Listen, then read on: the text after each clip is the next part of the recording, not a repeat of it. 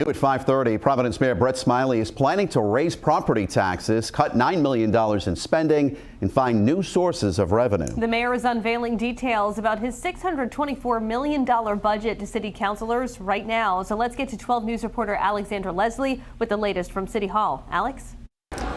Mayor Brett Smiley says this year's budget was exceptionally difficult to balance. That's largely due to the $15 million settlement with the Rhode Island Department of Education, which controls the city's schools. Smiley says he's offering a three-pronged solution so that residents don't have to cover that burden entirely through higher property tax bills. First, the mayor says his administration worked to reduce the budget by about $9 million. Smiley says that means there was a reduction in services or supplies in nearly every department. 23 positions were removed, and the city is proposing to freeze cost of living adjustments for non-union employees making over $100,000. The city is also planning to increase some fines and fees as a way to generate revenue. You could see big impacts to parking tickets and various licenses. And the mayor also wants state legislation enacted that would allow the city to tax commercial parking, remove the tax-exempt status for short-term rentals, and increase the city's share of revenue when a school bus camera catches violators.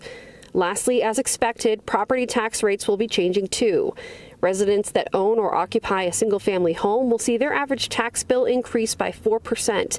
In other words, an extra $13 a month or $156 a year on your tax bill. But the city is proposing to double the tax exemption for veterans and to increase the elderly exemption by 25%. The mayor says the budget does assume that the levy, or the total amount of collected tax revenue, will increase by 7.5%.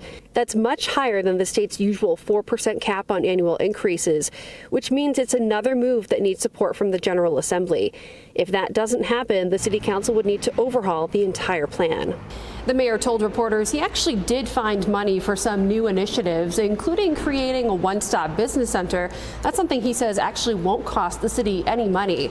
I'll have a full recap on WPRI.com and later tonight on 12 News at 10 and 11. Reporting in Providence, Alexandra Leslie, 12 News.